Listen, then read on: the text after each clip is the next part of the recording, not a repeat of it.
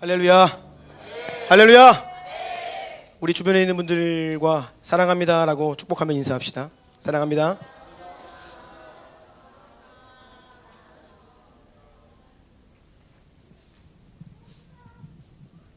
지난 한 주는 좀 특별했던 한 주였던 것 같습니다. 그렇죠?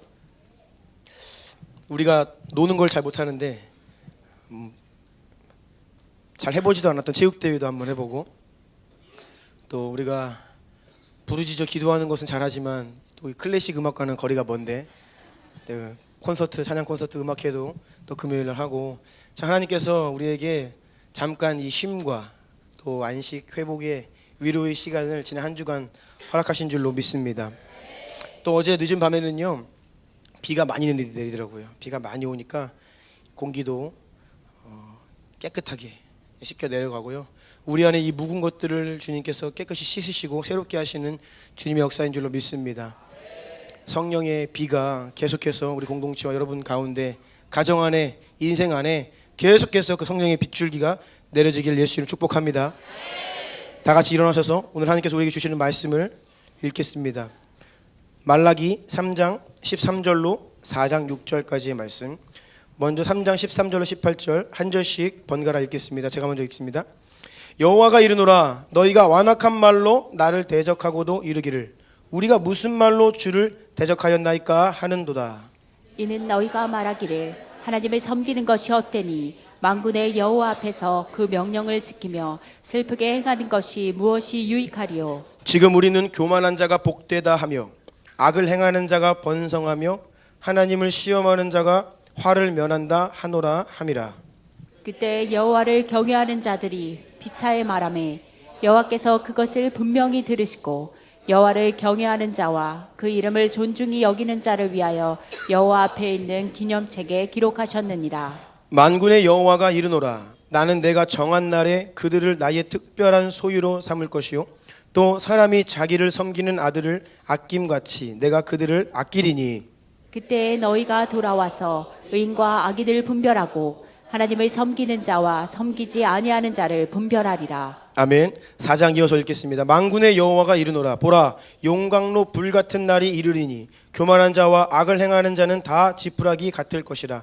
그 이르는 날에 그들을 살라 그 뿌리와 가지를 남기지 아니할 것이로되.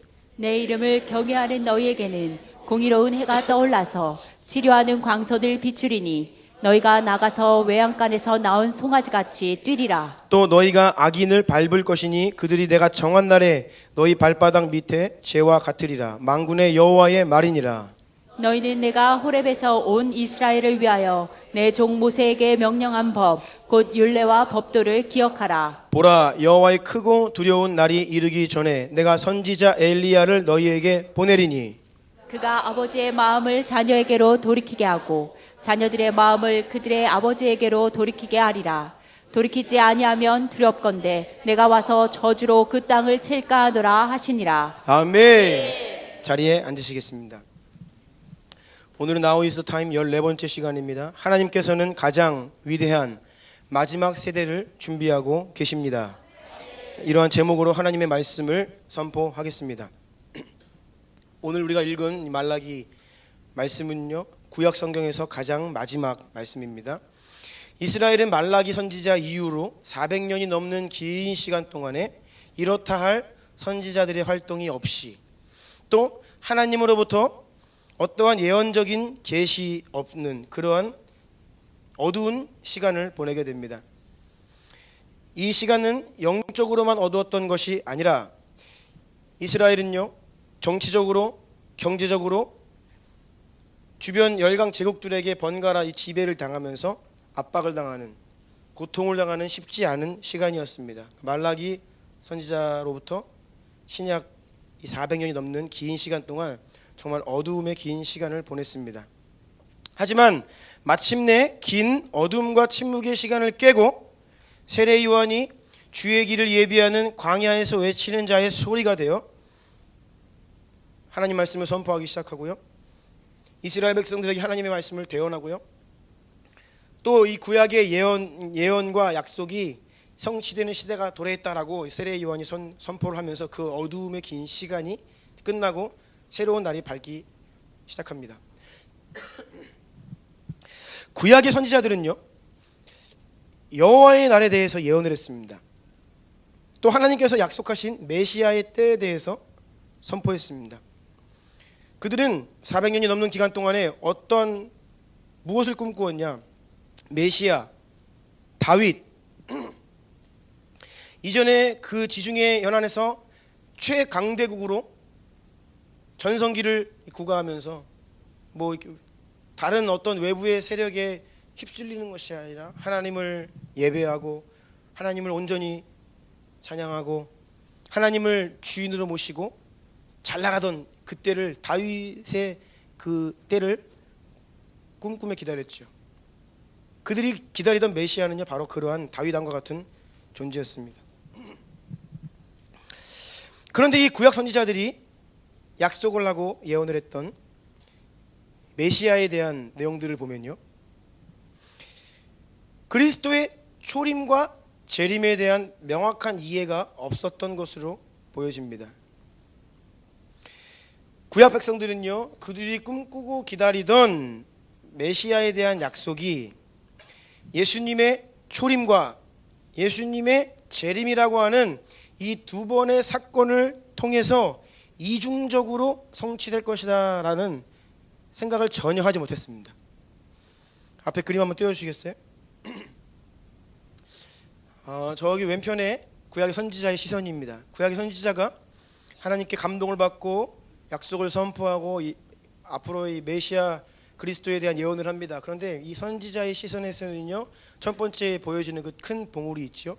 저것이 예수님의 초림인데요, 그것만 보이는 거예요. 아니면 그 이후에 등장하는 두 번째 큰 봉우리가 있죠. 그것이 예수님의 재림인데요, 이 첫 번째 초림의 봉우리와 두 번째 재림의 봉우리가 겹쳐 보여서 하나의 사건으로 보이는 거예요. 구약 선지자들의 시선에서는요.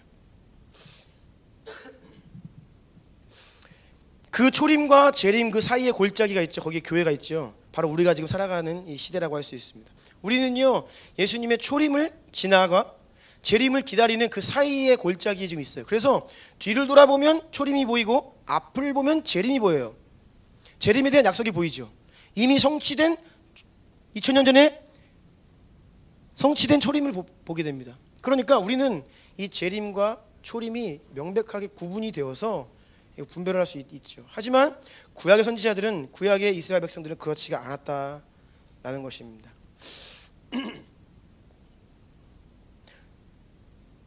구약의 예언을 보면요, 초림을 통해 우리 안에 이미 임했지만 완전하지는 않은 하나님의 나라, 그리고 앞으로 장차 예수님이 다시 오실 때에 온전히 임하게 될 하나님의 나라, 이 두 가지가 중복되어서 약속됩니다. 예언이 돼요. 같이 있다는 거예요.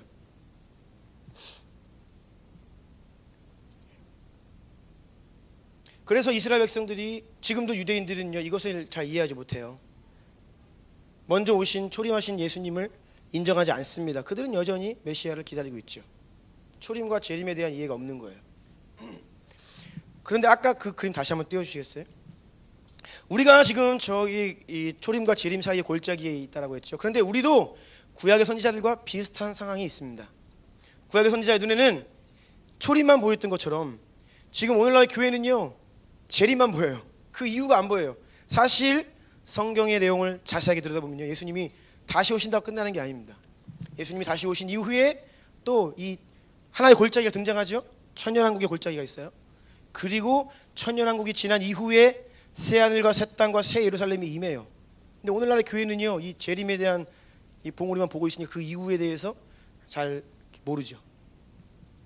단계적으로 계속해서 하나님 나라가 이게 임하게 되는 것에 대한 이해가, 이미 지난 것들에 대해서는요 명백하니까 다 의견의 일치를 보지만 앞으로 아직 성취되지 않은 미래를 바라볼 때에는요, 이 큰 봉우리를 앞두고 있어서 그 뒤에 있는 것들을 잘 보지 못한다라는 것입니다. 이러한 측면에서 구약의 마지막 말라기에 대한 예언, 그리고 예수님이 오시기까지 그 400년의 기간을, 그 약속을 기다리면서 이스라엘 백성들이 그 약속이 언제 성취될까, 그 주께서 말씀하신 그 예언의 말씀이 언제 이루어질까, 말라기 선지자의 예언을 마지막으로 하여서 400년이 넘는 기간을 기다렸어요. 그리고 예수님의 초림을 맞이했죠.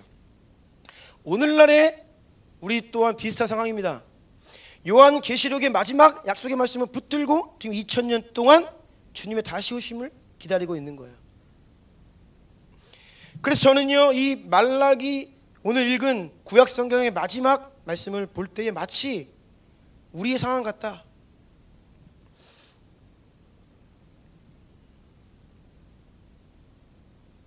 그리고 그때의 상황이 마치 우리의 상황과 너무나 흡사하다. 그리고 종말론적인 분위기를 오늘 읽은 말라기 마지막 말씀을 읽을 때에 느껴지게 됩니다. 오늘 본문 3장 13절을 다시 한번 읽어볼까요? 띄워주세요. 함께 읽을게요. 시작. 여호와가 이르노라 너희가 완악한 말로 나를 대적하고도 이르기를 우리가 무슨 말로 주를 대적하였나이까 하는도다. 기본적으로 하나님의 말씀은 하나님의 백성을 향해서 선포된 말씀입니다. 아멘. 가끔 예언적으로 이방 민족에 대한 예언들이 아주 부분적으로 있기는 하지만 대부분 하나님의 백성들을 향하신 하나님 말씀입니다. 이것을 누가 들어야 하냐? 하나님의 백성들이 들어야 된다는 거예요. 예수님이 하신 말씀도 마찬가지예요. 그들의 청중은 이방인들이 아니었습니다. 이스라엘 백성들이었어요. 신약 성경의 사복음서 예수님이 하신 말씀과 그 이후에 서신서들을 보십시오. 다 교회와 성도들에게 하시는 하나님 말씀이에요. 이것은 믿지 않는 이방인들을 향한 말씀이 아니고 본래 믿는 하나님의 백성들을 향한 말씀이었다는 것이죠. 요한계시록도요, 귀 있는 자는 성령이 교회들에게 하시는 말씀을 들을지어다 라고 기록되어 있습니다. 요한계시록에 나와 있는 회개하라는 것은요, 이방인들에게, 교회 밖에 있는 불신자들에게 회개하라는 말씀이 아닙니다. 교회 안에 있는 성도들에게 주시는 말씀이에요. 요한계시록 3장 20절에 볼지어다 내가 문 밖에 서서 두드리노니. 그런데 이 대상이 누구예요? 라오디게아 교회 성도들이에요. 충격적인 것은 예수님이 그들의 문 밖에 있다는 것이에요. 성경에서 어떤 영적인 우둔함이나 완고함, 우리가 지난 시간에 나누었죠. 이 완고함에 결코 이르러서는 안 되는데요. 망조라고 했죠, 완고함은요. 그런데 이 완고함, 불순종, 우둔함, 불신앙 이런 것들에 대한 말씀이 등장할 때에 우리가 잘못하면요, 이 말씀은 아직 주님을 모르는 구원받지 못한 사람들을 향한 말씀이구나 라고 생각할 수 있다는 것이에요. 이스라엘 백성들도 그러했습니다. 자신들은 구원받은 하나님의 백성들이라 생각했어요.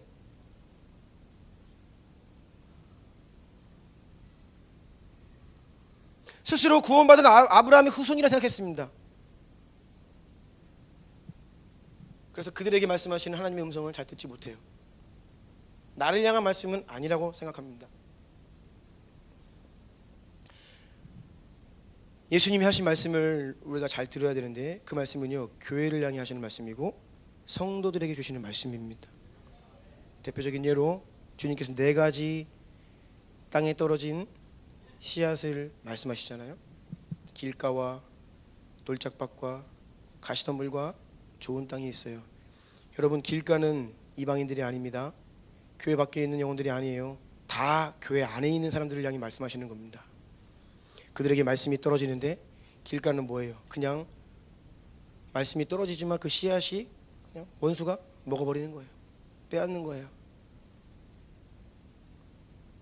교회 밖에 있지 않고요, 그런 사람이 교회 안에 있다는 거예요. 기쁨으로 받지만 어려움이 오면요, 뿌리가 깊지 않아서 믿음을 저버리고 다시 세상으로 가버리는 거예요.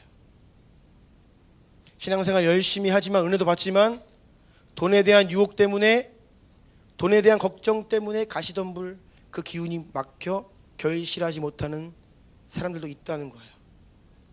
오직 좋은 땅에 뿌려진 씨앗만이 구원의 생명의 열매를 맺게 되는데 이 4가지 마음의 상태가 어디에 있느냐? 교회 안에 들어와 있다는 거예요. 여러분 안에. 여러분 4가지 마음밥 중에 하나예요. 그런데 우리가 그 이야기를 들을 때에 나는 길가라고 생각 안 하는 거예요. 길가는 좀 밖에 있는 사람들, 우리가 전도할 때 그냥 스쳐 지나가는 영혼들을 그냥 그 사람들이겠지라고 생각하는 거예요. 그렇지 않습니다. 그래서 여러분, 우리가 이 신앙생활을 할 때에 정말로 이 보는 눈, 듣는 귀, 깨닫는 마음에 대해서 계속 기도하는데요, 이게 얼마나 중요한지 몰라요. 자신의 영적인 상태를 자각할 수 있어야 되는데, 깨달을 수 있어야 되는데 몰라요. 내가 어떠한 상태인지, 내가 내 영혼이 잠자고 있는지 죽어 있는지 모르는 거예요. 왜? 종교 생활하니까, 형식적으로 생활하니까, 그냥 교회 오고 신앙생활 하니까 구원 받았겠지라고 생각하는 거예요. 그런데 그렇지 않다는 것이죠. 말씀을 이렇게 설교를 하잖아요, 제가요. 그런데요, 여러분, 죄송한 말씀이지만 주무시는 분은 1년 내내 주무십니다. 놀랍습니다. 주님의 임재가 너무나 포근해서 네. 정말로 1년 내내 조세요.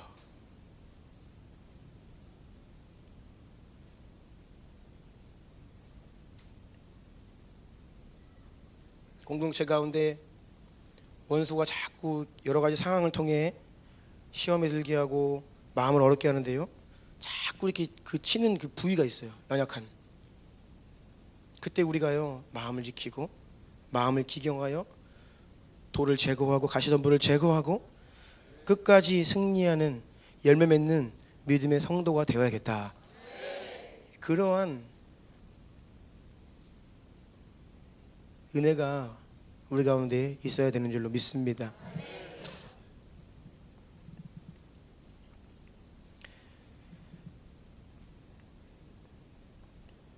지금 읽은 말씀, 너희가 완악한 말로 나를 대적하고도 이르기를 우리가 무슨 말로 주를 대적하나이까 하는도다. 오늘날의 많은 교회와 성도들의 모습입니다. 자신의 삶이 내가 지금 어떤 삶을 사는지, 그것이 믿음이 없는 삶으로 가득함에도 불구하고 스스로의 불신앙에 대해서 인지하지 못해요. 내가 언제 그랬습니까, 하나님? 양과 염소의 그 비유를 볼 때, 하나님의 심판대 앞에 섰을 때에 주님의 판결에 모두가 동의하지 않는 거예요. 제가 언제 그랬습니까? 내가 언제요? 나는 주님의 이름으로 선지자 노릇하고 주님의 이름으로 병도 고치고, 주님, 저는 잘했잖아요. 그런데 내 생각과 내 인식과는 다르게 주님께서 내가 너의 이름을 도무지 알지 못한다 라고 말씀하시는 영혼들이 있다는 것이죠. 자신의 죄악과 영적인 상태를 스스로 깨닫지 못하는 말세에 수많은 명목상 그리스도인들의 모습, 이것이 말라기 선지자 때의 이스라엘 백성들의 모습과 너무나 비슷한 거예요. 오늘 보면 14, 15절입니다. 함께 읽습니다. 시작. 이는 너희가 말하기를 하나님을 섬기는 것이 헛되니 만군의 여호와 앞에서 그 명령을 지키며 슬프게 행하는 것이 무엇이 유익하리요. 지금 우리는 교만한 자가 복되다 하며 악을 행하는 자가 번성하며 하나님을 시험하는 자가 화를 면한다 하노라 함이라. 아멘. 14절 보니까 너희가 뭐라고 그러냐, 하나님을 섬기는 것이 헛되다 라고 말한다는 거예요. 하나님을 섬기는 것이 헛되다. 맨날 그 교회 가고 뭐 열심히 하면 그게 뭐 꼭 그렇게 해야 되나? 부모님들이 자주 하는 말씀, 야, 대학 가면 열심히 해라. 지금 공부해라.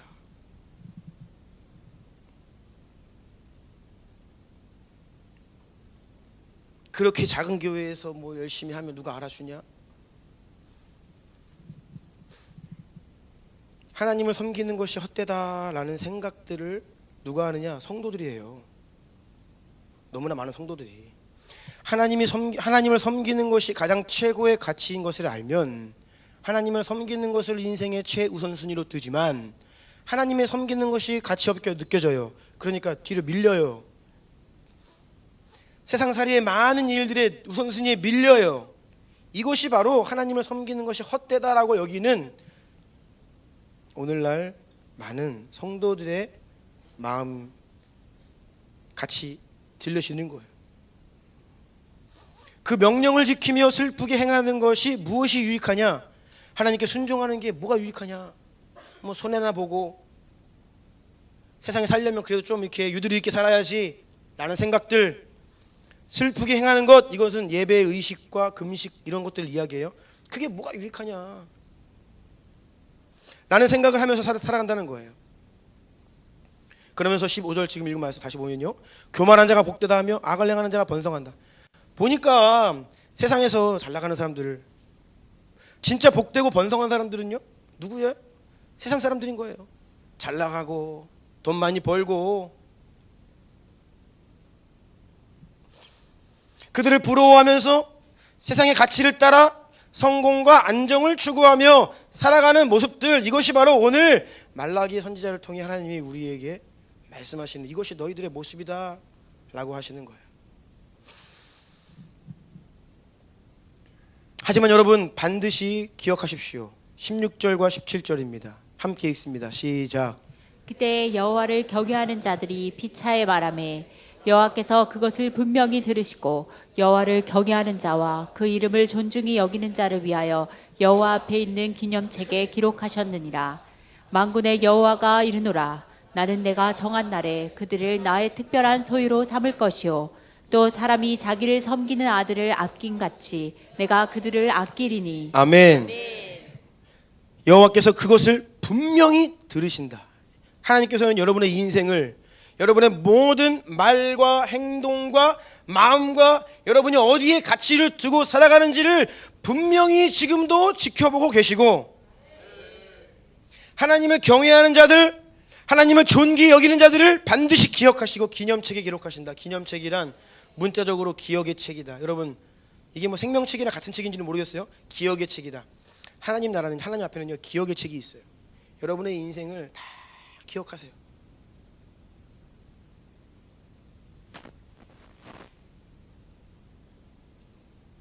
(18절입니다) 그때에 너희가 돌아와서 의인과 악인을 분별하고 하나님을 섬기는 자와 섬기지 아니하는 자를 분별하리라. 반드시 우리의 믿음이 실체가 드러날 것이다. 진짜와 가짜, 의인과 악인, 하나님을 섬기는 자들과 자기를 위해 열심을 내며 살아온 자들을 하나님께서 명확하게 구별하실 것이다. 그날이 반드시 옵니다. 그날이 반드시 옵니다. 이 믿음을 가진 자들은 오늘도 하나님을 경외함으로 하나님이 내 인생에서 가장 존귀한 분이심을 고백하면서 주님을 섬기는 것을 기쁨으로 삼고 살아가는 자들이에요. 아멘. 여러분 모두가 그런 믿음의 사람들 되시기를 예수님의 이름으로 축복합니다. 여호수아 1장 8절을 함께 읽어볼까요? 시작. 이 율법책을 내 입에서 떠나지 말게 하며 주야로 그것을 묵상하여 그 안에 기록된 대로 다 지켜 행하라. 그리하면 내 길이 평탄하게 될 것이며 내가 형통하리라. 아멘. 하나님께서 이스라엘 백성들에게 율법을 주신 이유는 이 율법책을 내 입에서 떠나지 말게 하며 주야로 그것을 묵상하여 지켜 행하면 평탄하게 될 것이다. 형통하리라. 생명의 길과 구원의 길을 우리에게 인도하시려고 우리에게 율법을 주시거든요. 그런데 우리를 구원하시려고, 우리를 살리시려고 율법을 주시는데, 이 율법이 우리에게 선포되면 어떤 일이 동시에 일어나느냐? 로마서 4장 15절입니다. 다 함께 읽습니다. 시작. 율법은 진노를 이루게 하나니 율법이 없는 곳에는 범법도 없느니라. 아멘. 이것을 잘 보셔야 됩니다. 차라리 율법이 없으면 뭐가 옳고 그른지 모른 채 살아가게 돼요. 그런데 정확한 하나님의 기준이 선포되자 하나님께서는 우리를 살리시려고, 구원하시려고 정확한 하나님의 기준을 선포하시는데, 그 선포되니까 거기에는요 구원의 길이 동시에 멸망의 길이 드러난다는 거예요. 그것을 믿고 순종하며 따르는 자들에게는 구원이 되지만, 그것을 무시하고 그것을 무가치하게 여기고 받아들이지 않는 인생들에게는 그것이 저주가 되고 멸망과 심판이 된다는 거예요. 여러분 그래서요 구원의 날, 여러분 이 구원의 날은요 동시에 심판의 날입니다. 구원의 날은 심판의 날이에요. 예수님이 다시 오시는 날은요 참된 교회와 성도들에게는 구원의 날이지만 그렇지 않은 자들에게는 심판의 날이죠. 천국이 있다라는 것을 믿습니까? 천국이 있다는 것을 믿으면 지옥이 있다는 거예요. 천국을 믿으면요, 지옥이 동시에 생겨요. 내가 예수님 믿고 구원받기를 원합니다라고 하면요, 그 이름을 거절하여 멸망받는 사람이 있다는 거예요. 그래서 구원과 심판은 항상 같이 가요. 요한복음 3장 18절입니다. 그를 믿는 자는 심판을 받지 아니하는 것이요 믿지 아니하는 자는 하나님의 독생자의 이름을 믿지 아니함으로 벌써 심판을 받은 것이니라. 아멘.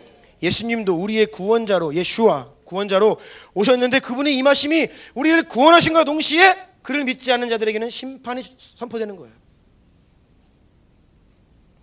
예수님이 오시기 전에는 다 이스라엘 백성들, 구원받은 하나님 백성들인 줄 알고 살았습니다. 그런데 예수님이 딱 등장하시니까요, 그를 환영하는 자들과 거절하는 자들이 나뉘는 거예요. 구원과 심판이 쫙 갈려요.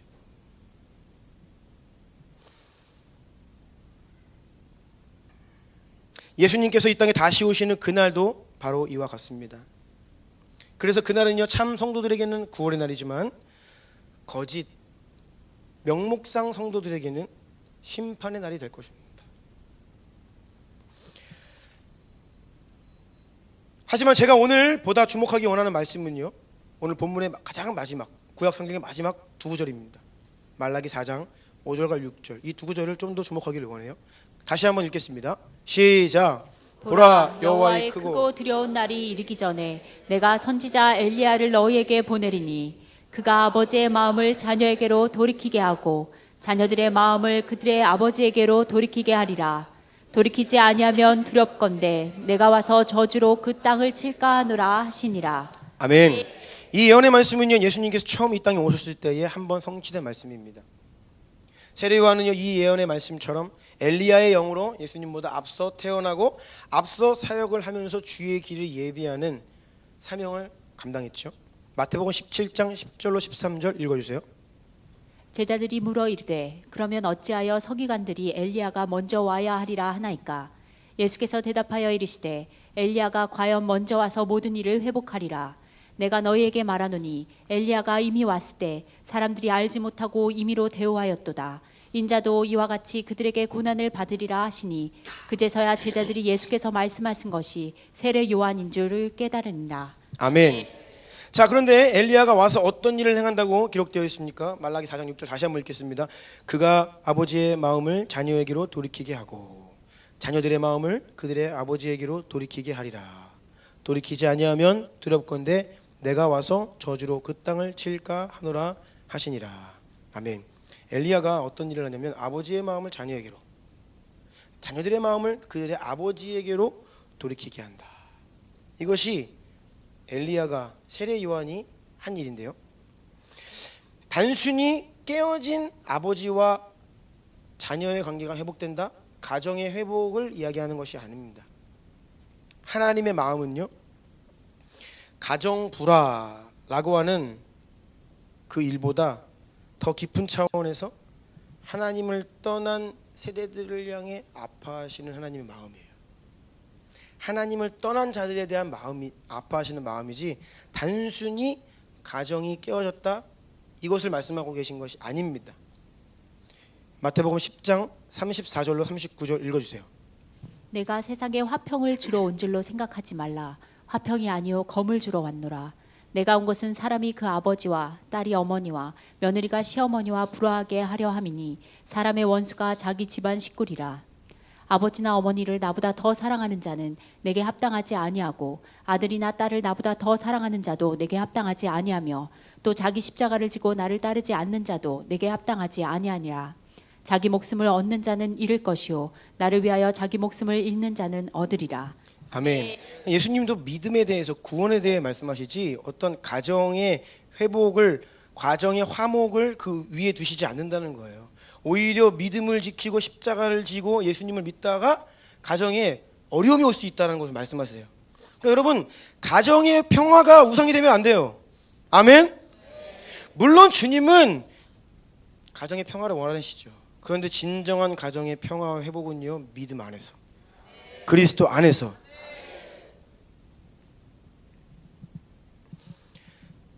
그러니까 아비의 마음을 자녀에게로, 자녀의 마음을 아버지에게로는, 이 말은요 본질적으로 믿음의 회복을 말씀하고 계시는 거예요.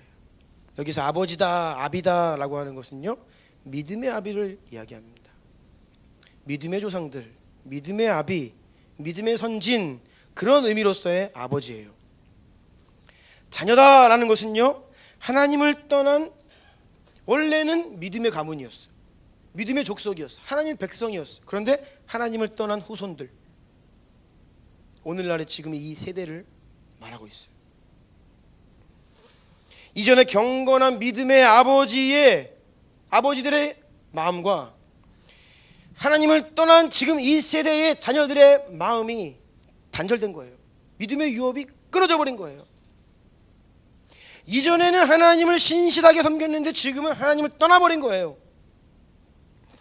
그래서 아버지의 마음을 자녀에게로 돌이키게 하고, 세상으로 떠난, 믿음을 잃어버린 자녀들의 마음이 다시 믿음의 선진들의 마음으로 회복되는, 믿음의 회복, 유업의 회복을 말하고 있습니다. 이 일을 세례 요한이 한 거예요.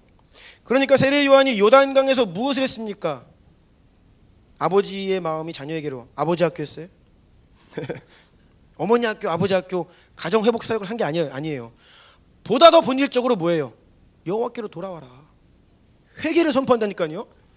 주님을 떠난 백성들에게 너희는 회개해라. 천국이 가까웠다. 주님께로 돌아올 것을 선포한 것이에요. 아멘. 믿음으로 돌아올 것을 선포한 거예요.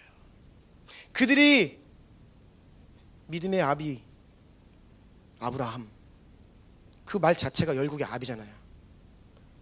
아브라함의 믿음으로 다시 돌아올 것을, 회개할 것을 선포했다는 것이죠. 이것이 세례 요한이 했던 주의 길을 예비하는 사역이었습니다. 왜냐하면 그렇게 해야 예수님이 임하셨을 때에 사람들이 예수님을 거절하여 심판의 길이 아니라 예수님을 환영하여 구원의 길로 갈 수 있기 때문에 주의 길을 예비하는 사명으로 회개를 선포했던 것이죠. 그런데 오늘 이 말라기 말씀은요 예수님의 초림 때에 한번 성취되었다 말씀드렸죠. 그런데 말라기에 등장하는 여호와의 크고 두려운 날에 대한 묘사를 보면요, 예수님의 초림보다는 다시 오실 예수님의 때에 훨씬 더 어울리는 말입니다. 예수님이 이 땅에 다시 오시는 마지막 때를 가리키고 있어요. 그래서 말라기의 예언은 따라해 보시겠어요? 이중 예언. 예. 아까 구약의 선지자가 본인 자신들을 그냥 한 번으로 예언하는 거예요. 그런데 실제적으로는 초림과 재림을 통해 중복 예언 성취가 된다는 것이죠. 이 말라기 말씀은 세례 요한을 통해 예수님의 초림 때에 한번 이루어졌지만 다시 오실 예수 그리스도 그날에 다시 한번 성취될 약속의 말씀입니다. 저는 오늘 이 말라기 말씀, 특별히 마지막 말씀을 읽을 때에, 마지막 때에 예수님께서 이 땅에 다시 오시기 직전에 그 길을 준비하는, 그 길을 준비하기 위한 역사상 가장 순전하고 위대한 부흥에 대한 말씀으로 들려져요. 역사상 가장 순전하고 위대한 부흥에 대한 말씀으로 제게는 들려집니다. 제가 마지막 때의 큰 부흥에 대해서 기대하고 꿈꾸고 믿고 선포하며 기도하고 있잖아요. 그런데 여러분 여기에 이제 오해가 있습니다. 오해하시면 안 돼요. 그것은 무엇이냐면 어떤 막 대추수, 그래서 이 땅이 막 정말로 막 인구의 절대 다수가 주님께로 돌아오고 그런 부흥이 아니에요. 막 교회가 갑자기 폭발적으로 막 성장해서 우리 교회가 여의도 순복음교회가 되는 그런 부흥이 아닙니다. 네. 네. 수십만의 사람들이 막 그런 측면에서 위대한 부흥이라 말씀드리는 것이 결코 아닙니다. 여러분 기억하세요. 부흥이 일어난다고 천국 문이 넓어지는 게 아닙니다. 부흥의 때에 생명의 길, 구원의 길이 넓은 길이 되는 게 아니에요. 여전히 그 문은 좁은 문이고 그 길은 좁은 길입니다. 우리가 사모하고 관심을 갖는 평양 대부흥운동, 그렇게 이 한반도 전역을 뒤덮는 엄청난 폭발적인 부흥이 일어났지만 해방 때에 우리나라 기독교 인구 2%가 안 돼요. 여러분 그렇게 어마어마한 부흥이 이 한반도를 뒤덮었어도요, 퍼센테이지로 보면 1%대였어요. 1%. 그러니까 우리가 생각할 때 이 부흥이 조금 오해가 있다는 거예요. 오늘날 이렇게 많은 교회들은요, 거의 50년 넘게 지속적으로 하나님 은혜 주셔서 지속적으로 교회가 성장하고 계속해서 부흥해서 이렇게 온 거죠. 어떤 부흥이 딱 임해가지고 막 숫자가 기하급수적으로 늘어났다? 아니라는 겁니다.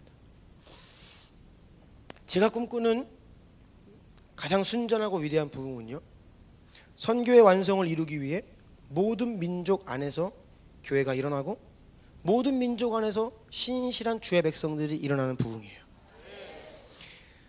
제가 바라보고 있는 부흥은요, 큰 환난의 때를 인내하고 통과하고 승리할 수 있는 순전한 믿음의 회복을 가져다주는 부흥입니다. 하나님께서 구원하기로 작정하신 많은 영혼들이 구원받을 것이지만 그 무엇보다 본래 교회와 성도들의 참된 회개, 죽으면 죽으리이다의 이 순교적 믿음의 회복, 그리고 주님을 향한 불같은 뜨거운 사랑, 어떤 고난도 능히 감당할 수 있는, 이겨낼 수 있는 진짜 교회로, 진짜 성도로 무장되고 변화되는 그러한 부흥을 꿈꾸고 있어요. 아멘이세요? 우리가 사도적인 권능, 초대교회의 회복 기도하고 있잖아요. 그런데 여러분, 회복만이 아닙니다. 저는 그 이상을 원합니다. 그 이상을 기대합니다. 그 이상을 믿습니다. 초대교회의 영광과 능력을 넘어서는, 지난 2000년 동안에 사도행전에 기록되어 있는 초대교회는요, 늘 이상적인 교회였지요.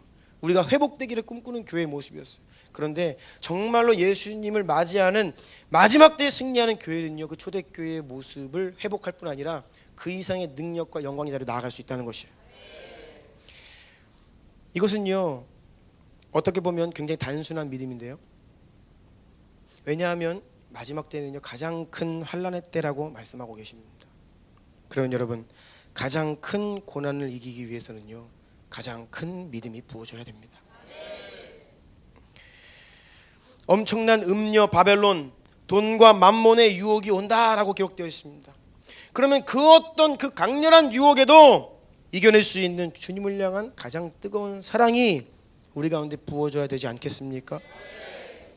교회는 그 환난을 통과하며 승리하는 교회가 될 것입니다. 깊은 어둠에 먹히지 않도록 찬란한 영광으로 주님께서 우리를 비춰주셔야만 됩니다. 그렇지 않으면 우리가 승리할 수 없어요. 저 여러분이 대단합니까? 누가 그 고난의 때를, 핍박의 때를 이겨낼 수 있습니까? 누가 그 불같은 시험을 통과할 수 있습니까?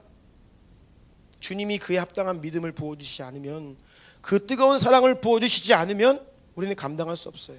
아멘? 그렇기 때문에요, 저는 큰 부흥을 기대하고 꿈꾸고 믿습니다. 다시 오실 주님, 신랑을 맞이하는 교회는요, 신부로서의 단장을 끝마치는 교회예요. 인류 역사 속에서 신부된 교회가 예수님 맞이할 준비를 끝마친 적이 있습니까? 단 한 번도 없어요.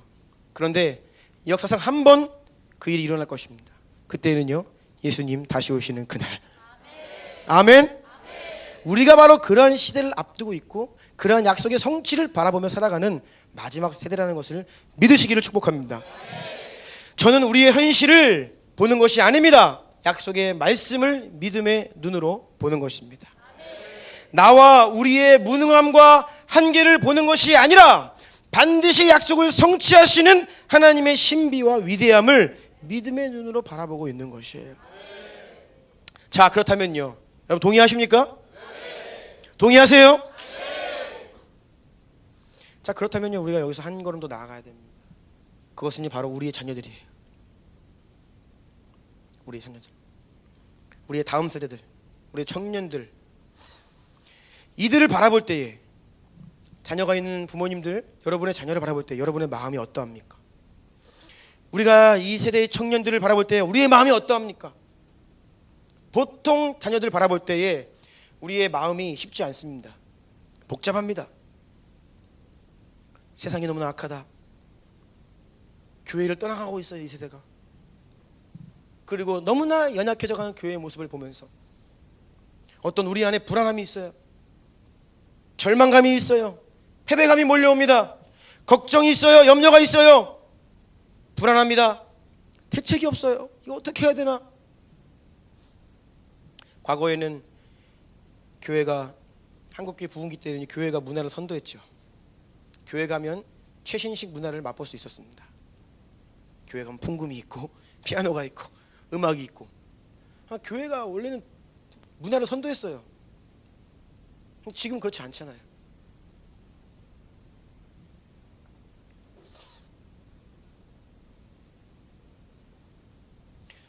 다음 세대들을 바라볼 때 우리의 마음이 쉽지 않다는 거예요.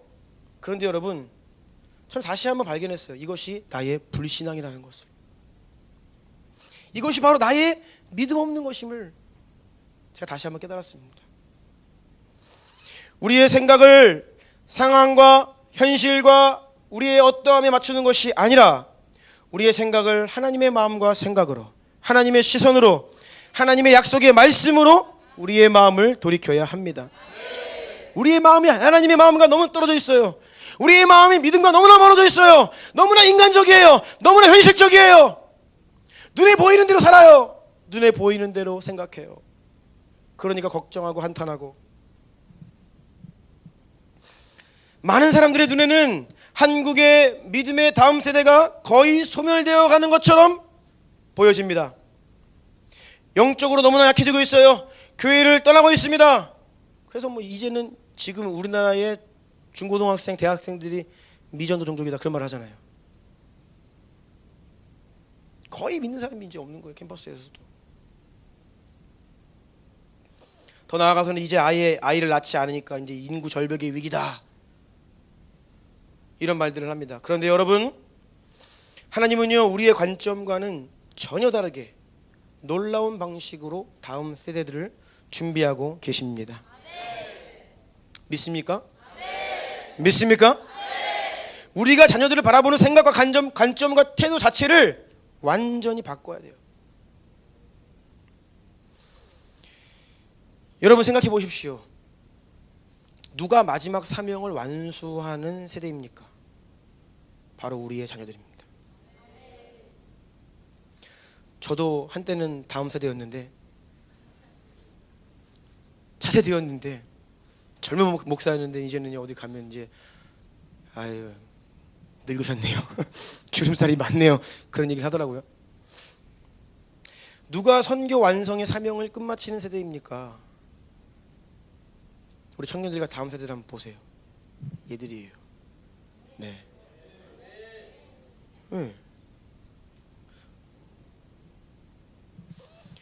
여러분, 누가 마지막 때의 큰 환난의 때를 인내하고 통과하며 승리할 세대입니까? 바로 이들이에요. 아멘. 바로 우리의 자녀들입니다. 누가 자신을 준비하기를 끝마치고 다시 오시는 신랑 예수님을 맞이하는 순결한 신부가 될 것입니까? 바로 이들이에요.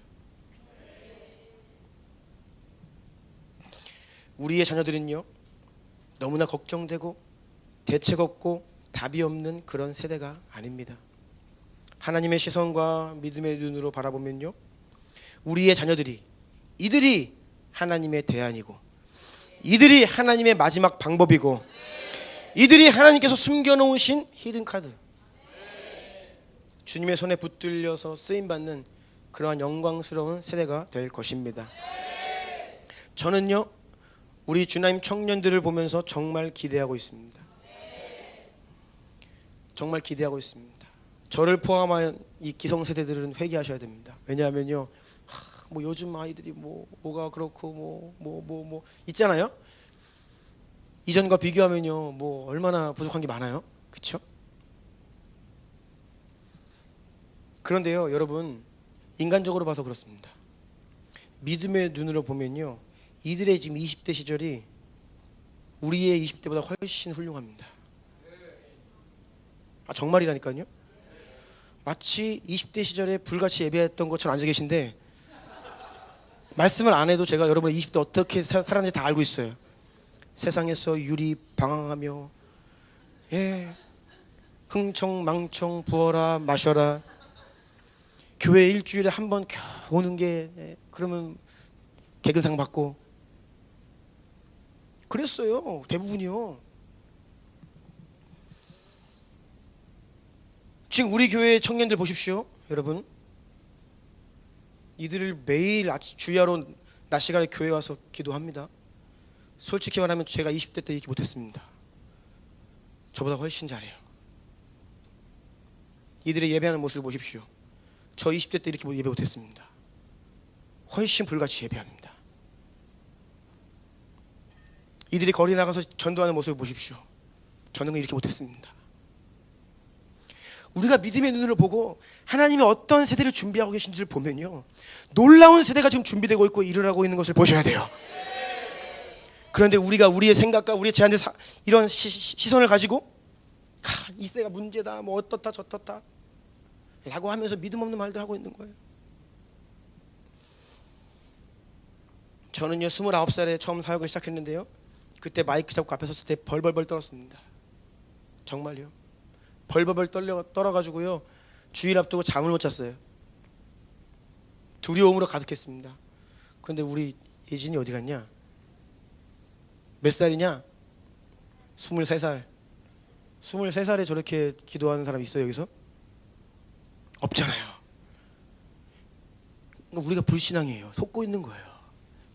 우리 주나임안에서 준비된 청년들의 모습을 보면 우리 때와는 차원이 다른 레벨의 영적인 어떤 그 하나님의 임재를 맛보면서 주님께 붙들려서 나아가고 있어요. 아멘. 저는 그래서 기대해요. 놀라운 일이 일어날 것입니다. 아멘.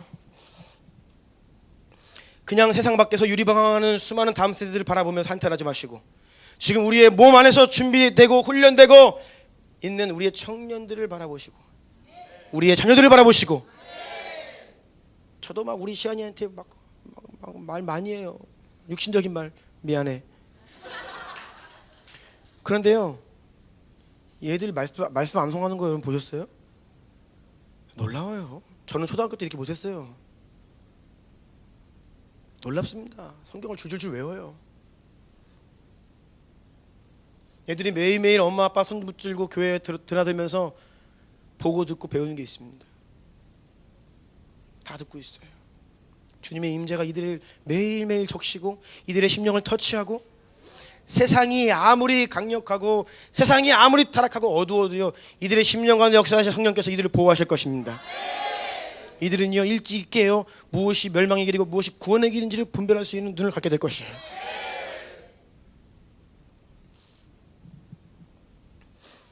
좁은 길이라고 했습니다.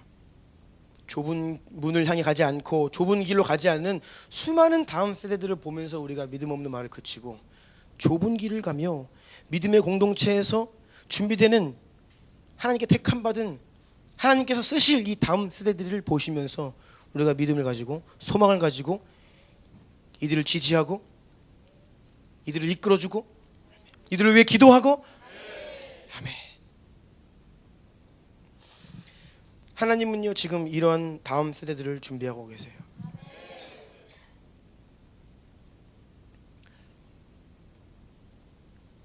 이전 세대들의 선교는요 십자가 지고 헌신하며 뭐 그런 선교였습니다. 그런데 이 세대가 감당할 선교는요, 아니요, 기쁨으로 감당하는 선교예요. 멀리 가지 마시고 이스탄불 보시라니까요. 놀이터를 보시라고요. 어떤 하나님께서 어떤 플랫폼을 우리에게 주시고 이끌고 계시는지, 놀라운 차원의 일들이 우리 안에 예비되고 준비되고 벌어지고 있는데 원수가 그것을 못 보게 하는 거예요. 불신앙의 말들을 하게 하는 거예요. 그래서 원수의 진영에서 보면요, 이제 지금 준비되고 일어나고 있는 이 세대들은요 원수의 진영을 향해서 마지막 최후 공격을 막 쏟아붓는, 완전히 이제는 승리를 가져오게 될 그러한 예비된 세대인데, 그렇기 때문에 원수는 이 세대가 일어나는 것을 너무나 두려워해요. 너무나 싫어해요. 그래서 이 일들을 무산시키기 위해서 공격하는 거예요. 세상의 미디어로, 세상의 문화로, 어떤 사상으로, 가치관으로 이들을 어떻게 하면 이들을 올가맬까? 어떻게 하면 하나님의 뜻대로 준비되는 것을 방해할까? 그러니까 청년들을 껴 있어야 돼요. 나 자신을 지켜야 돼요. 아, 나는 하나님 앞에서 준비되는 사람인데 원수가 그걸 싫어하는구나. 가만두지 않는 거예요. 여러분을.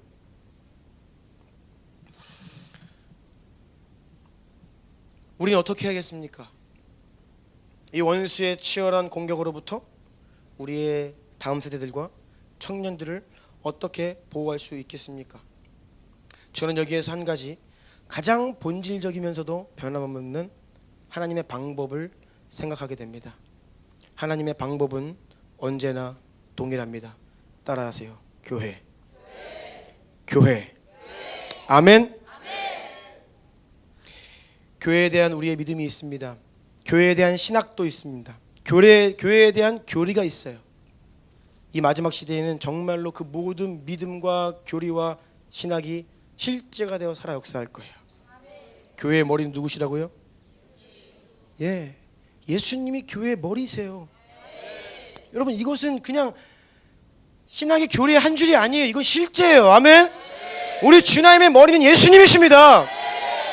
이것이 가장 놀라운 사실이고 이것이 바로 방법이에요. 제가 어제 한 전도사님의 목사 안수식에 갔어요. 믿음의 어르신들이 이제 목사 안수를 하고 권면과 이런 축복의 말들도 하시잖아요. 근데 그 순서를 맡으신 한 목사님이 나오셨는데 벌써 굉장히 신령하시더라고요.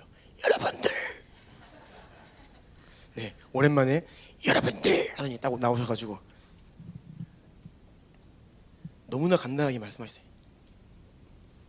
요즘에 이상한 것들이 예수면 다 되는데 예수가 없어. 오직 예수. 예수. 예수. 예수. 그분은 말씀하시더라고요. 계속 예수. 예수 그리스도. 예수 이름 능력. 예수. 예수면 됩니다. 예수면 됩니다. 예수 이름이면 됩니다. 못 걷던 자를 일으키게 한 것은 예수의 이름입니다. 다른 거 있어요? 예수 이름이잖아요. 아멘? 그런데 이 하나님의 유일한 방법인 예수 그리스도를 놓치고 있는 거예요. 세상이 너무 커 보여. 예수님보다. 원수가 더 무서워 보여. 예수님보다. 교회의 머리이신 예수 그리스도, 그분께 통치를 받고 이끌림을 당하고 그분이 이 교회를 능력과 권세로 역사하시면요 되는 것입니다. 우리가 예수님께 머리 숙여 순복해야 됩니다. 나 자신과 우리의 가정과 자녀들을 예수 그리스도께 내어드리고 의탁해야 합니다. 그러면 주님께서 하십니다. 이게 안 되면 아무리 많은 걸 해도 안 돼요. 그런데 이걸 할 수 있으면요 우리가 보잘것없어도 가능합니다. 아멘. 그래서 하나님은요 이 일을 누굴 통해 하시냐? 교회를 통해 하신다는 거예요. 왜냐하면 교회는 예수 그리스도의 몸이기 때문에. 그래서 교회가 회복돼야 돼요. 우리가 전도를 하면 지난주에도 행복의 길에 대해서 우리가 다 또 연습을 다시 한번 했습니다. 복음을 전해보니까 우리가 복음 전하는 게 좀 허접하고 조금 이렇게 횡설수설 많이 하고 그래가지고 행복의 길 복음 제시하는 훈련을 또 다시 받았어요. 마지막에 이런 예수님 믿겠습니까? 동의하면 영접기도 시키고 그 다음에 마지막으로 나오는 게 있어요. 부탁의 말씀 1번 뭐예요? 교회에 출석하세요. 네, 이게 부탁의 말씀 1번이에요. 예수 믿고 영접하면요 첫 번째가 뭐예요? 교회에 출석하세요. 왜냐하면 성도는 태어나는 순간부터 교회의 지체로 살아가야 되기 때문입니다. 교회에 접붙임되지 못한 성도는 그 믿음이 자랄 수 없을 뿐 아니라 그 믿음을 지킬 수 없습니다. 태어난 아기가 홀로 내버려지면 누가 생존을 해요? 생존 못하죠. 엄마가 그 아이를 바로 품에 안아서 그 아이를 돌보고 먹이고 해야 이 아이가 생존할 수 있어요. 존 칼빈은 모든 성도들에게 교회는 어머니가 될지니라. 아멘. 모든 성도들에게 교회는 어머니와 같은 역할을 해요. 믿음의 삶을 사는 특별히 다음 세대들에게 교회는요 어머니의 역할을 하게 됩니다. 그러니까 오늘날 다음 세대를 세상에 빼앗긴다. 그 어머니의 역할에 교회가 그 역할 못하는 거예요. 교회가 무너져 있기 때문에. 교회는요 성도를 잉태하고 낳고 젖을 먹여 기르고 마지막 때까지 보호하고 양육하여 영생의 열매를 맺도록 하시는 하나님의 방법입니다. 그리고 그 교회 안에 무엇이 첫 번째라고 지난주에 말씀드렸죠. 사도들의 말씀의 가르침, 말씀의 선포, 성령에 감동되어서 하나님의 말씀을 선포하고 그 말씀을 가르치며 교회를 이끌 때에 성도들은 그 권위에 순종하며 따를 때에 하나님의 뜻이 이루어지는 것이죠. 이 세상에서 믿음의 삶을 사는 성도들에게 교회는 어머니 역할을 하게 되는 것이고요. 그 교회 안에 세워져 있는 사역자들은요 영적인 아비 역할을 하게 되는 거예요. 에베소 4장 11절 12절 함께 읽어볼까요? 시작. 그가 어떤 사람은 사도로, 어떤 사람은 선지자로, 어떤 사람은 복음 전하는 자로, 어떤 사람은 목사와 교사로 삼으셨으니 이는 성도를 온전하게 하여 봉사의 일을 하게 하며 그리스도의 몸을 세우려 하심이라. 아멘. 교회 공동체의 접붙임을 받으면요 교회 안에서 하나님께서 다양한 이 기능과 직임들로 사역자들을 통해서 성도들을 온전케 무장시키고 자라게 하시고 준비시키시는 거예요. 주님의 일을 할 수 있도록, 생명을 전할 수 있도록, 복음을 증언할 수 있도록, 제자를 삼을 수 있도록, 땅끝까지 주님의 일을 감당할 수 있도록. 아멘. 이것이 바로 주님께서 행하시는 일들이라는 거예요. 여러분, 성도가 교회 안에 접붙임 되어 머물 때에, 또 하나님께서 교회 안에 세우신 영적인 질서 안에 순종함으로 거할 때에 성도들은요 따라해 보세요. 강권적인 보호. 강권적인 보호. 아멘. 하나님의 강권적인 보호를 받게 됩니다. 교회는 집이에요, 집. 여러분 피곤하면 어떻게 해요? 집에 가고 싶지요. 어린아이들은 아프면요 집으로 가요. 다치면요 엄마한테 가요. 집은요 내가 보호받을 수 있는 곳이고, 집은요 내가 회복될 수 있는 곳이고, 내가 자라갈 수 있는 곳입니다. 그것이 바로 교회여야만 합니다. 지난 금요일날 찬양 콘서트 했던 우리 심상정 교수님께서 우리 교회 딱 들어오시더니 한마디 하시더라고요. 야, 이 교회 진짜 가족이네요. 다 가족 같아요. 케니 형제가 며칠 이렇게 드나들더니 진짜 가족이네요. 그런 말을 하더라고요. 교회는 집이고 가족입니다. 이곳은 안정된 곳이고 보호받을 수 있어야 되고 회복될 수 있어야 돼요. 아멘. 그런데 원수가 거짓말을 심어 놓았어요.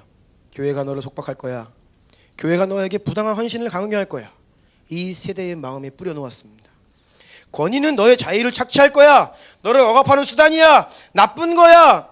그래서 이 세대가 권위라고 이야기하면 알러지 반응을 일으킵니다. 그래서 이 세대는요 권위 타도, 권위 해체, 그러면서 무엇을 얘기해요? 자유를 이야기하고 인권을 이야기하고 평등을 이야기합니다. 그런데 여러분 잘 모르는 게 있어요. 권위가 없으면 자유가 없습니다. 권위는요 훨씬 더 근본적인 상위 가치예요. 권위와 질서가 전제되어야 자유가 주어지고요, 권위와 질서가 있어야 인권이 주어지고요, 권위가 질서를 통해 평등이 실현됩니다. 그런데 왜 권위는 싫어하고 자유를 이야기하죠? 속고 있기 때문이에요.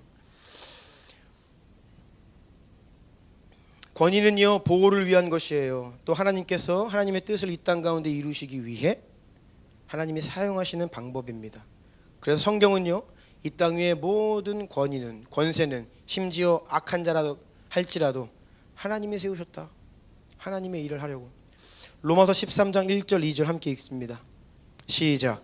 각 사람은 위에 있는 권세들에게 복종하라. 권세는 하나님으로부터 나지 않음이 없나니 모든 권세는 다 하나님께서 정하신 바라. 그러므로 건세를 거스르는 자는 하나님의 명을 거스름이니 거스르는 자들은 심판을 자취하리라. 아멘. 이러한 하나님의 말씀, 영적인 원리, 권위에 대한 우리가 권위를 어떻게 바라봐야 되는지. 권위는 다 위임 권위예요. 하나님께로부터 위임된 권위입니다. 이것을 성경에서 가장 잘 이해했던 한 사람이 바로 다윗이었습니다. 다윗에게 있어서 기름 부음 받았다라는 것은 하나님께서 그 왕으로 세우셨다, 권위를 위임하셨다라는 것이 실제였어요. 다윗에게는. 그래서 사울 왕이 미쳐서 귀신에 들려도 자기를 죽이려 창을 던져도 끝까지 그 권위에 대한 태도를 잃지 않습니다. 마음을 지켜요. 어찌할 수 없으니까 그 자리를 떠나기는 하지만 마음을 지키잖아요. 끝까지. 그러할 때에 이 다윗에게 하나님의 강권적인 보호하심이 임해요. 다윗이 자기가 잘해가지고 살아남은 게 아닙니다. 하나님이 보호하셔서 살려주셔서 살아남은 것이죠. 사울이 미쳐 다윗을 죽이려 할 때에 다윗은 자신에게 기름 부어준 사무엘이 살고 있는, 그러니까 사무엘은요 다윗에게 영적인 뿌리죠. 영적인 아비와 같은 존재입니다. 사무엘이 살고 있는 라마 나요스로 피신을 합니다. 사무엘상 19장 18절부터 24절 읽어주시겠어요? 다윗이 도피하여 라마로 가서 사무엘에게로 나아가서 사울이 자기에게 행한 일을 다 전하였고 다윗과 사무엘이 나요스로 가서 살았더라. 어떤 사람이 사울에게 전하여 이르되 다윗이 라마 나요스에 있더이다 하매 사울이 다윗을 잡으러 전령들을 보냈더니 그들이 선지자 무리가 예언하는 것과 사무엘이 그들의 수령으로 선 것을 볼 때에 하나님의 영이 사울의 전령들에게 임하매 그들도 예언을 한지라. 어떤 사람이 그것을 사울에게 알림해 사울이 다른 전령들을 보냈더니 그들도 예언을 했으므로 사울이 세 번째 다시 전령들을 보냈더니 그들도 예언을 한지라. 이에 사울도 라마로 가서 세구에 있는 큰 우물에 도착하여 물어 이르되 사무엘과 다윗이 어디 있느냐. 어떤 사람이 이르되 라마 나요스에 있나이다. 사울이 라마 나요스로 가니라. 하나님의 영이 그에게도 임하시니 그가 라마 나요스에 이르기까지 걸어가며 예언을 하였으며 그가 또 그의 옷을 벗고 사무엘 앞에서 예언을 하며 하루 밤낮을 벗은 몸으로 누웠더라.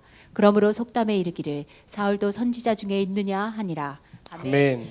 여러분 이 말씀이 잘 이해되십니까? 사울이 전령들 군대를 3번이나 보내요. 다윗을 죽이려고요. 어떻게 대항할 수 있는 힘이 없습니다. 그런데요, 하나님께서 그 상황 가운데 개입하셔서 그 보낸 전령들에게 임하셔서 그들이 예언을 하게 돼요. 예언이 무엇이죠? 하나님의 마음이 부어져서 하나님의 마음을 이야기하는 거예요. 무엇을 이야기했을까요? 그 내용은 구체적으로 기록되어 있지는 않지만 다윗을 향한 하나님의 마음 아니겠어요? 그들이 지금 누구의 명을 받아 어떤 일을 하고 있는지에 대한 하나님의 마음 아니겠어요? 그 예언의 영이 임하여 자신들의 입으로 하나님의 말을 대언할 때에 다윗에게 손을 댈 수가 없는 거예요. 결국은요 그렇게 3번 실패하고 사울마저 자기가 내가 직접 죽이겠다 갔습니다. 그런데 사울도 여호와의 영이 임하여 그가 예언을 하게 되고요. 그가 하루 밤낮을 벗은 몸으로 누웠더라. 이게 무슨 말일까요? 악령에게 사로잡혀서 살인을 하려고 충만한 이 살인의 영으로 충만한 이 사울을 하나님이 해제시킨 거예요.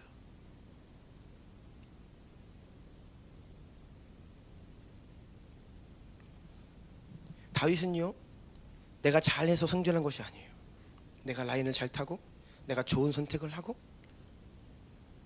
내가 뭔가 전략을 잘 짜고 내 주변의 장수들을 잘 포진시켜서 생명을 유지할 수 있었던 것이 아니에요. 하나님의 강권적 보호하심. 아멘. 그런데 그는요 하나님의 권위를 아는 자였어요. 기름 부어 세우신 하나님의 왕에 대한 마음을 잃지 않았죠. 저는 오늘 이 세대를 향한 하나님이 준비하고 계시는 놀라운 이 마지막 세대를 향해 원수가 이들을 빼앗으려고 이들을 죽이려고 온갖 방법들을 총동원하여 이들을 공격하고 유혹하고 젊은이들이 멀쩡해 보이지만 마음의 질병이 얼마나 많은지 몰라요. 겉으로 보면 멋져 보이죠.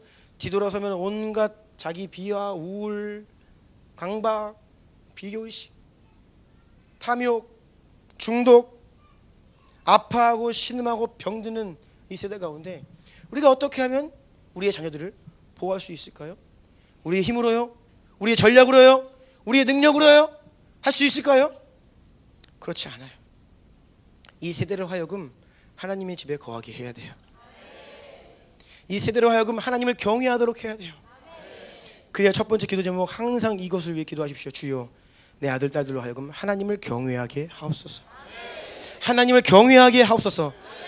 하나님을 경외한다는 것이 무엇입니까? 사람을 존중하는 거예요. 하나님을 경외하는 자가 부모를 공경합니다. 하나님을 경외하는 자가 어디를 가든 내가 누구에게 순종하며 누구에게 복종하며 따라야 되는지를 보는 거예요. 어디를 가든지. 그러면요, 다윗과 같은 강권적인 보호의 은혜가 있을 것입니다. 그래서 이 세대에게 필요한 것은요, 교회예요. 이 세대에게 필요한 것은 영적인 어미이고 영적인 아비들이에요. 저는 이것이 하나님의 방법임을 믿습니다. 바로 예수 그리스도, 그 그리스도께서 머리이신 교회를 통해 하나님은 이 일을 행하실 것입니다. 오늘 이후로 저와 여러분, 우리 모두는요, 우리의 생각을 바꿔야 됩니다. 역사상 가장 위대한 세대를 하나님은 준비하고 계시다. 그러한 믿음의 눈으로 청년들을 바라보시고 자녀들을 바라보셔야 됩니다. 이들을 향해 예언하시고 선포하시고 합당한 자들로 자랄 수 있도록 무엇보다 믿음의 어미 아비가 되어 강력한 중보로 이들을 길러내야겠습니다. 주님께 의탁해야겠습니다. 예수 그리스도께 이들을 내어 드려야 돼요. 하나님의 것입니다. 주의 뜻대로 사용하여 주시옵소서. 우리 예배팀 좀 나와주시겠어요?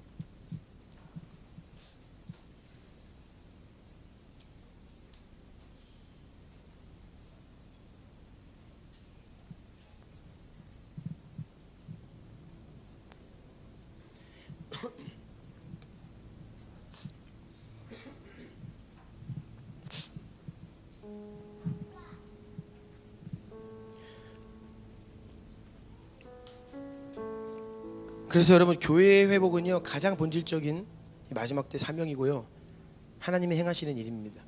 하나님은요, 교회의 회복을 통해 그 능력과 그 영광을 회복한 그리스도의 몸된 교회를 통해 하나님의 일을 행하실 겁니다. 아멘. 우리가 선교하는 교회로 부르심 받았지만 여러분, 선교 교회가 회복되지 않고서는 그 일 감당할 수 없어요. 다음 세대 이야기 많이 합니다. 다음 세대 사역을 잘하면 될까요? 아니요. 교회가 먼저 회복돼야 돼요. 오늘날 가정의 회복을 많이 이야기합니다. 그런데 그 이전에 하나님은요, 교회의 회복을 말씀하세요.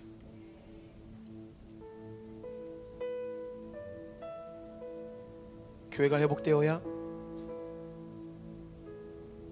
이곳으로 나아오는 주의 백성들이 쉼을 얻고 치유를 경험하고 회복을 경험하고,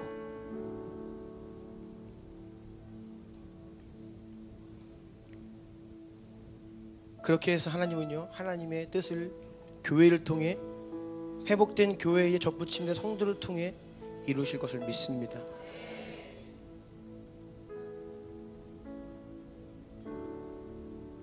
우리 한번 기도하기를 원해요. 세상이 교회를 향해서 조롱하고 교회에게 돌 던지고 교회에게 프레임을 많이 씌우죠. 우연이 아닙니다. 그것이 하나님의 방법이기 때문에 원수는 그거 싫어해요. 세상은 교회를 향해 돌을 던질 수 있는데, 제가 가슴 아픈 것은요, 성도들도 분별 못하고 교회를 향해 돌을 들어요. 같이 성도들도 교회를 비난해요. 자기 교회를 비난해. 그런 사람 너무 많아. 속고 있는 거예요.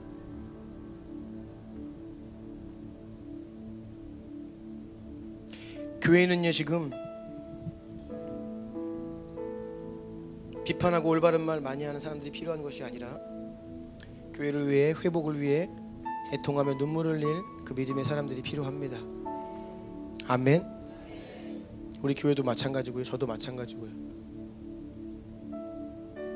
우리 주남교회가요, 정말 주님이 꿈꾸시는 그러한 교회로 회복되고 그러한 자리로 계속 나아가야만 우리에게 주신 선교와 이 다음 세대, 주님 오실 길을 예비하고 주님을 영광 가운데 맞이할 수 있는 이 사명을 우리가 능히 감당할 수 있는 것입니다.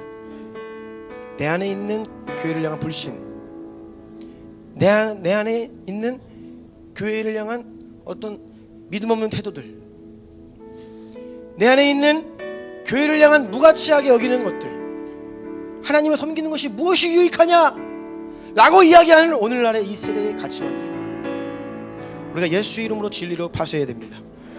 하나님을 섬기고 주의 몸된 교회를 세우고 주의 교회의 회복을 위해 나 자신을 헌신하는 것이 가장 가치 있는 일임을 믿음으로 선포하시기를 바랍니다.